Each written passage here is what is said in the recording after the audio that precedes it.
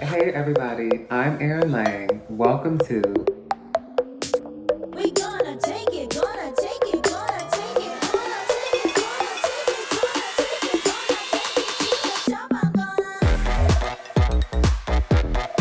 gonna take it to the top. Hello everyone. Welcome to Miss Lang Presents. I'm Aaryn Lang, and today we're going to be discussing how art can influence and change movement. I'm joined by some very important artists of our time, and I'm very excited to see what their thoughts are about this moment and how we can use our gifts to contextualize what's happening right now. Hi, my name is Fatima Jamal. I am the writer and director of the forthcoming film, No Facts, No Fins. I am Tourmaline. I'm an artist and a filmmaker. Hey everybody, I'm Lady Dane Figueroa Edidi, and I am a performance artist, a playwright, an advocate, an author. I got 13 books published, hey, and an advocate.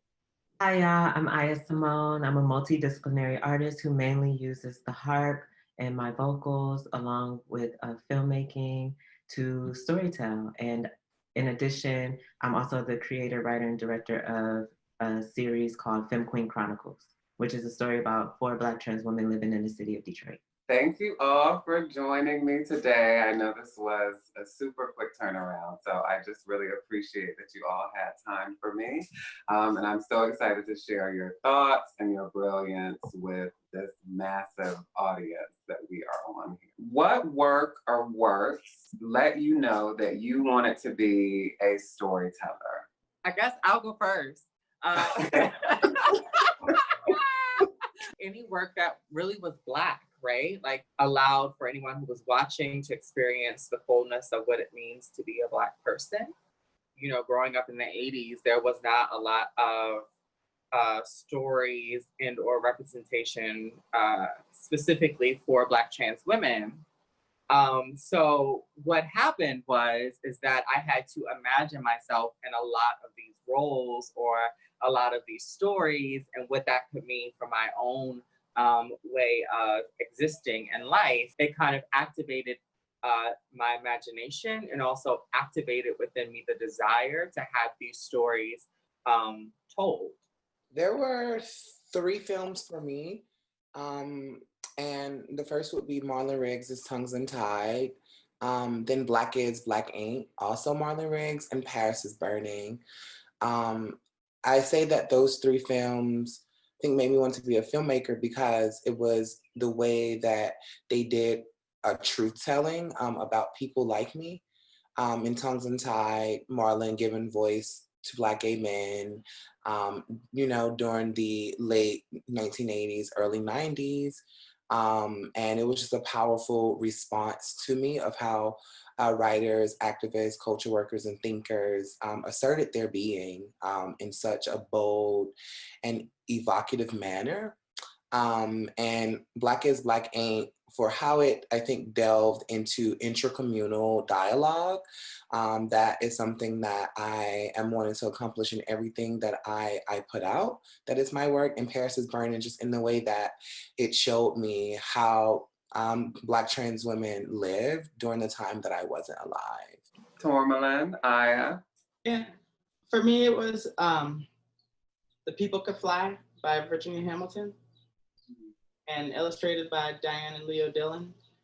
And they're Gullah Island stories about people using magic. They're Black folk tales of people using magic to flee and to create and to be with each other in the ways that we deserve, right? And that unlocked something inside me about using my magic, my power to create a world that we deserve. And so it had a profound, I started reading those as a very small child. And I was a very strange child, in part because I was reading, things about magic. And I knew I was magic. I knew we had magic. And so it helped me not accept the reality that I didn't think was before us, because I knew that if people before in some really hard times could create a way to flee and be in flight, then we can do that too. I think for me, it's not so much works, although it is one particular work that inspired me to be like a storyteller, but it wasn't film per se, it was music. Like, I think when I started the harp around like when I was like 14, 15 years old. And I realized through playing the harp and learning these pieces were also telling a story. And, from beginning to end, it has these dynamics, the sostenutos, the pianissimos, like the accents, the syncopation, like all of those things are like complex things that weave in and out of each other to create like this story. And also playing the physical act, the kinesthetic like sense of playing the harp was very healing for me. So I think my entry point to storytelling was through healing, by physically playing an instrument, but also telling a story through it with the music that I make. As far as film, how like I became like what kind of brought me towards film was just really that continuation of the harp as a storyteller, but also, looking around my city of Detroit and noticing that like the stories that are coming out about Detroit are made by folks that don't live here or weren't born and raised here, coming in to like, input their own lens upon the city that I've grown in. And so wanting to see, with Film Queen Chronicles particularly, wanting to complicate the kind of like thoughts and like visions that people have or ideas that people have about people in Detroit to like include Black trans women. And so that was kind of like my impetus for becoming a storyteller. Nina Simone said that the artist has to reflect the times. How do you not only reflect the times, but challenge some of the dominant narratives of this time with your art? I don't know that my art directly responds to the times, as in today, as much as it is a response to a charge to keep, in that I need to tell my story for me. So that is, I think, the impetus for much of the work that I am creating, and for much of the world that I want to see and dream. I don't know that I'll get to live in the world, but I am loving that I get to dream and gesture towards like worlds that are safer, and not even just safer, but worlds that practice an otherwise mode of care that considers holding someone like me, a Black fat trans woman.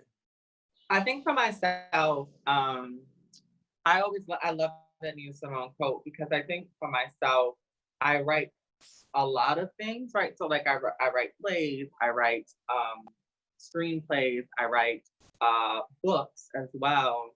And I think that so much of my work is experiencing the time as, the systems of oppressions that we face, right? The oppressive systems that are birthed from white supremacy, colonization, et cetera, all find their root within colonization and a Western thought of individualism at the detriment of community, right? I am inviting us to dismantle those systems.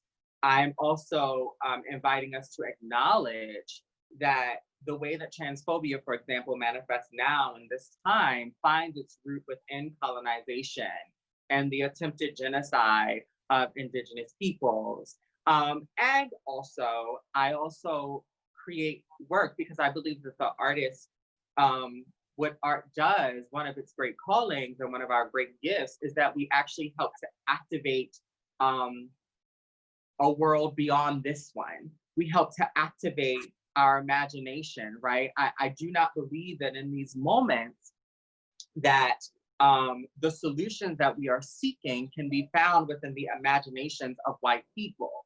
And there's a very specific reason for me to say that. But I do know that these solutions have been found within the imaginations of Black trans women, of two-spirit individuals, of Black women, of Indigenous women, of Latinx women, who acknowledge their brownness and their African connections.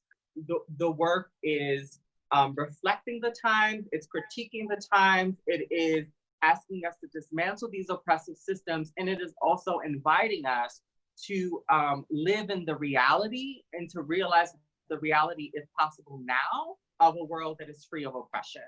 Mm-hmm. Word. When you say that you don't believe it's in the imagination of white people, and you say that for a very specific reason, could you share with us what that very specific reason is? I believe that our world, because of colonization and imperialism, it has catered to the complacency and the complicity of whiteness. And what I mean by that is that it has told white people, right, that to enjoy their privilege, to enjoy everything being focused on them, the gaze being focused on them, the art being focused on them, that they must be complicit with the system of white supremacy that is oppressing all of us.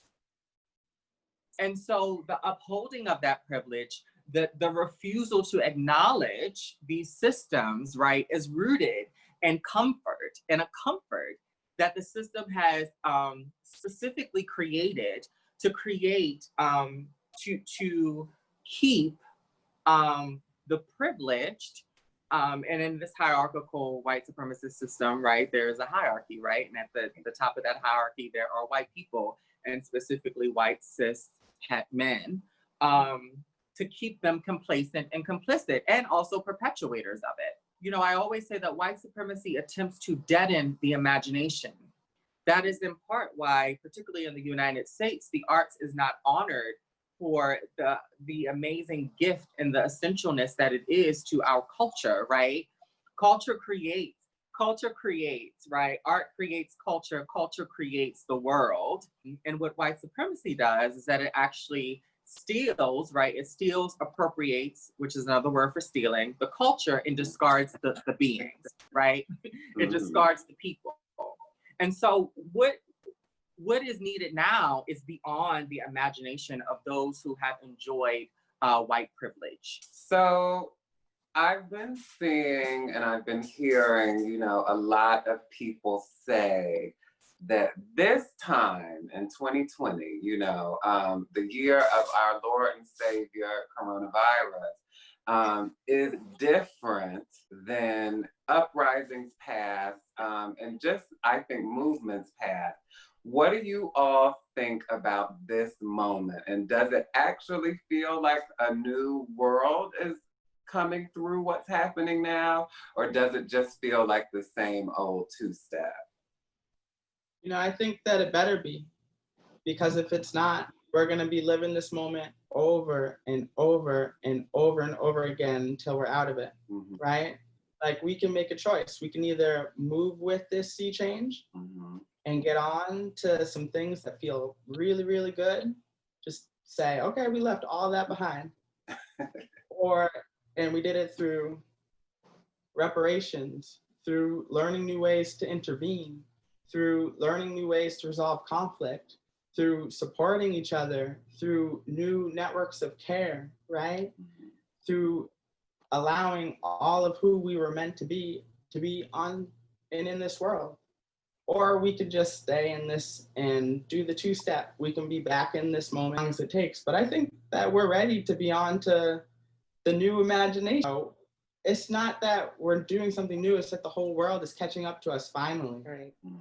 You know, like, we've been on this for so long. Exactly. I'm so tired. I agree, Tourmaline. I agree that we should all like ride this tide and like allow like new things to blossom and to emerge, because newness has always been within us. I think with a like a culture of policing abolished, I think it makes space for so many things to flourish, because people can begin to live free and whole lives without judgment and without shame, because I think ending the police, like you said, like really ends the police in our minds and in our hearts. And I think that is something so sweet to sit with every day, because like we can begin to think about the many ways that gender and sexuality are cages for people.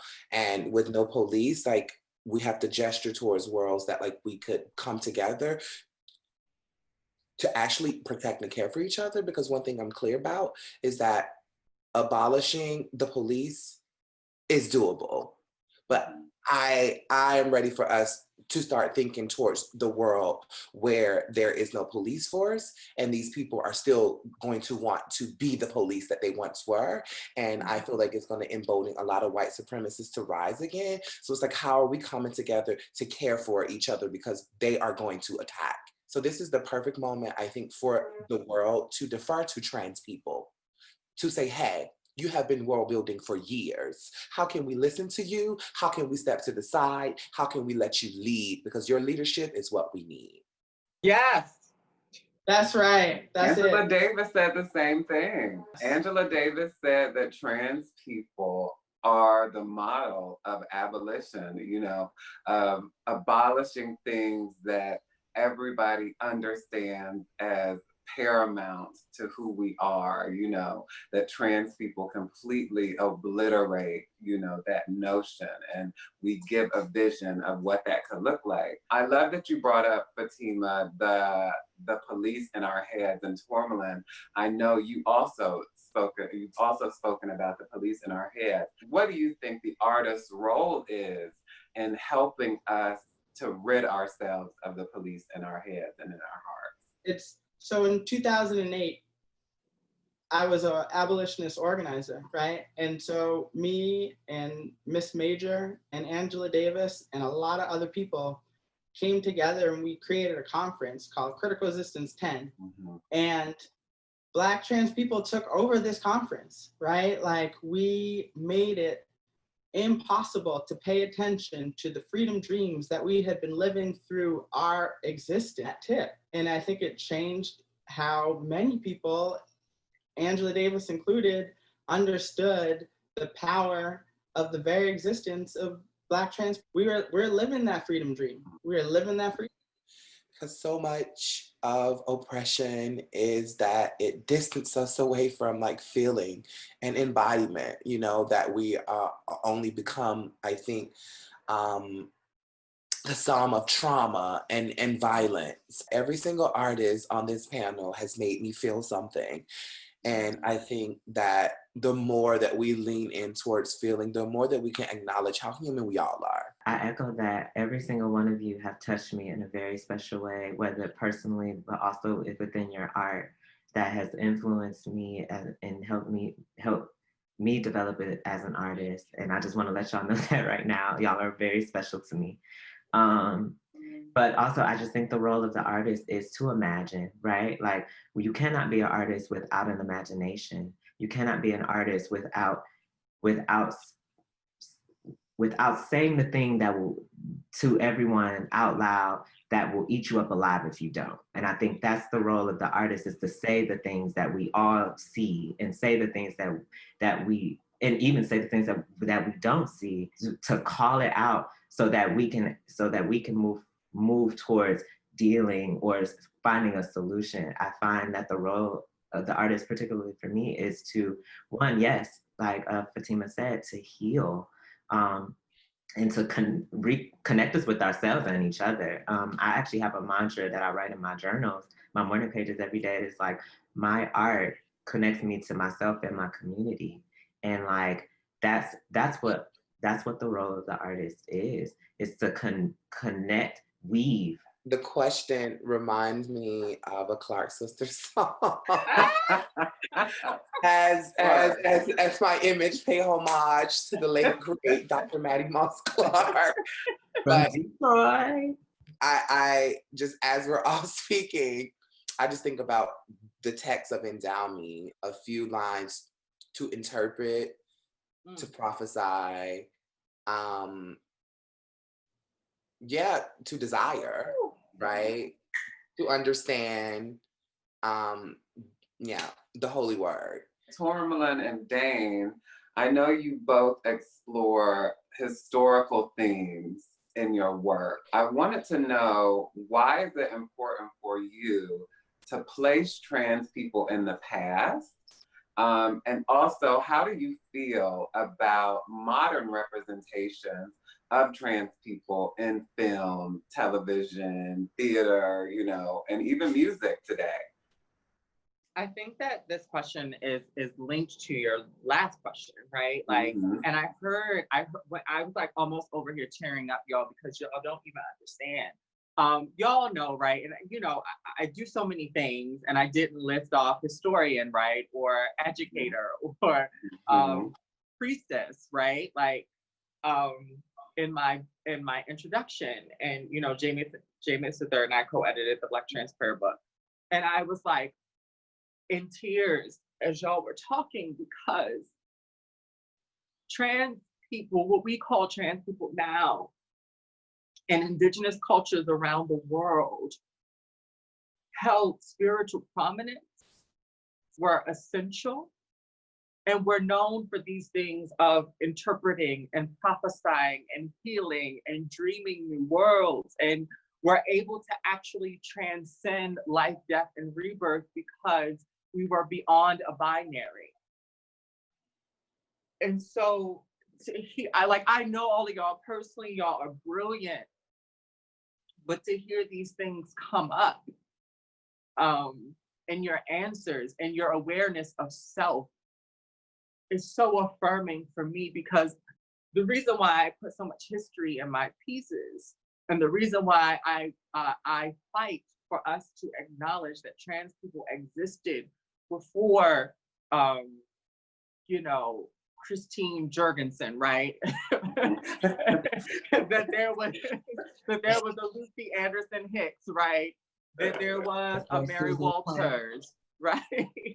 That there was, there were two spirit folks who we will consider trans nowadays, right? Like, who were at the White House, right? That the reason why I put us in history, that's right, and beyond history, is because it is important for us to know that we deserve to be here, and that the future is available, but it is not available without trans people. And so each of us on this call, each trans person who exists, especially those who are Black and Indigenous, you deserve to fucking be here, period. And white supremacy has tried to erase us. And when they could not do it to us physically, they tried to erase us out of the history books, because they knew that history was taught to children, and that for some of us, it was the first way that we had any kind of connection to the land that we are on, to the ideas that we birth, to the future that we see for ourselves. So if white supremacy can try, right, to erase us out of the history books, it can try to say, you're some new thing. Do you have divine place here? Because you're some new thing. But the reality is that we are holders of a deep and ancient spiritual legacy. And it is imperative for me as a priestess to share that with my people any chance I can. Fatima, I know just in May that you raised over $50,000 in less than 48 hours. The way that you kind of catalyzed people to donate and to share was to challenge them to believe in the vision of a Black trans woman without her having to die, or without there having to be a death that has taken place. Do you believe, and do all of you believe, that we are moving into a place where we actually don't, as trans creators and as trans people, have to capitalize off of our slain sisters? Yeah. Yeah, I wish I did. I wish I did because that happened in May. And here we are in June, and we are seeing people pouring so much money towards Black trans themes because a Black trans woman was abused on camera. Over a fender bender, she's attacked firstly by a grown woman, right, who is now, I think, making space for so many other people to attack her. I'm actually a little flustered by the question, actually, because I think we are so deserving to live full lives away from trauma and violence, but it seems that everybody always show us like what they think about us, like when and how and when they decide to show up. It all feels so deliberate to me, and that is why I posed a challenge. But I also leaned into it with an organizing model that like allow everyone an entry point into it. You know, like choosing a smaller number that like wasn't like too large or like, you know, like wasn't like astronomical, such that someone who felt like, you know, they don't have much, because it was a lot of people who were not rich. These were like everyday working class people like myself who were literally just like, sis, I got $7 and I'll tell my friend to also pour $7 into this because we believe in your work. And I was completely blown away by it. Although like my campaign set up for 58 days, right? And like no movement, but I understand the times that we were in, given coronavirus, but also that it was a time like where celebrities were like literally like seducing and wooing people to spend money towards causes that they never even gave to themselves. So it's all kind of like wicked in the way that I think media cycles, what they seduce us to give our minds and attention to, what the timelines like, you know, like bring us toward like what people collectivize around, is always very interesting to me. But I will continue praying for more support away from trauma and tragedy, because it all just feels transphobic that the only time you can show up is during these times, and not like seeing trans people as full human beings with visions of the world that must be critical visions. Like, so it's like a slap in the face that you only show up when violence is happening, or when like it's somebody who's palatable, that like you understand that can operate within a celebrity model that you can obsess over, like, you know, like lift up as like, oh, my trans friend, my trans friend, my trans friend, oh, my trans crush, you know, it's all like, my God, people like do better for themselves. And I also understand that when you lift up trans people away from tragedy and trauma, you lift up your own ability to be a human away from oppressive gender systems and gender structures that also harm you. So I want to ask you all a couple questions. One, my question is, what do you all say? What is your message to white gatekeepers of the arts? And not even just white, white, cis, you know, white, cis, even gay gatekeepers of the arts. We're taking the keys. Right. So, yes, it's like if everyone on this call had the resources to make what each person wanted, the world would be forever changed. The money that you have is not yours. The power that you have and the positioning that you have is not owed to you. It was stolen. It was stolen.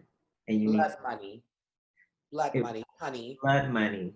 The land that you own go. is not your land. The money that you own is not your money. You need to redistribute it. Give it all away. Remove yourself. Quit your fucking job.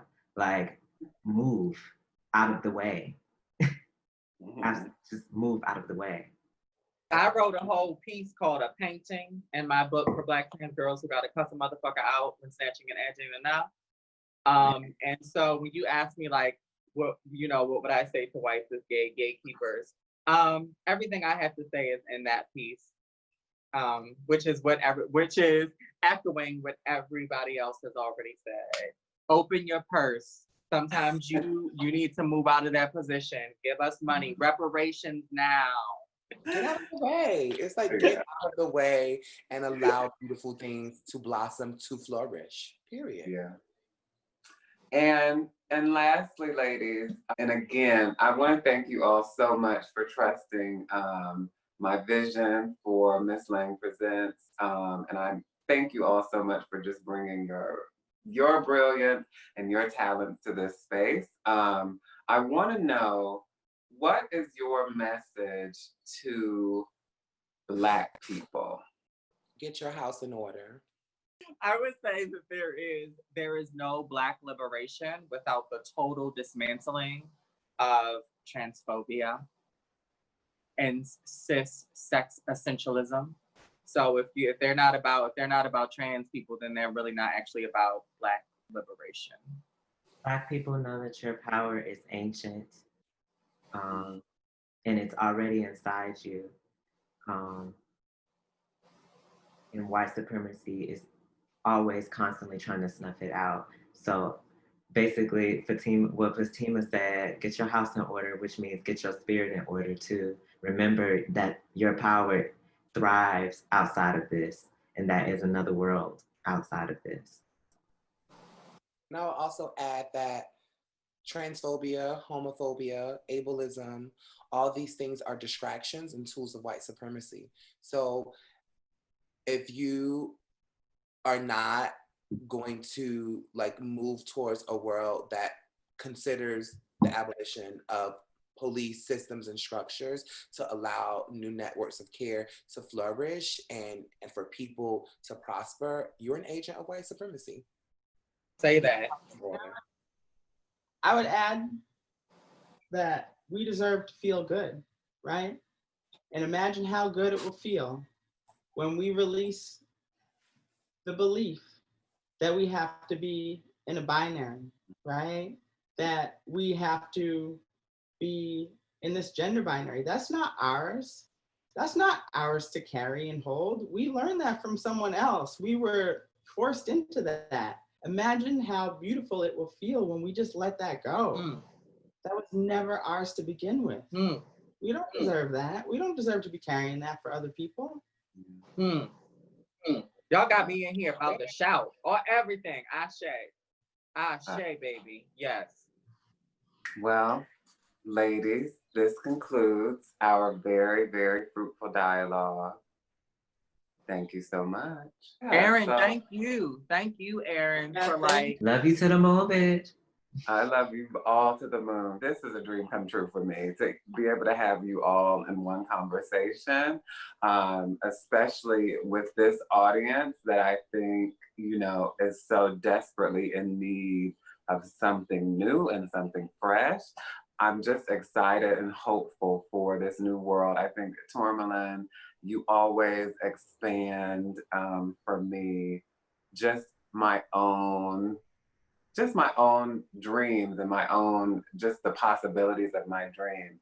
Even hearing you say, like, we can ride this wave, because I'm not hopeful, I'm a pessimist. So I'm just so thankful for you all again. And I hope you all love this when it releases. And yeah, I'll see you all on the internet like I do. And stay in the house and wash your hands.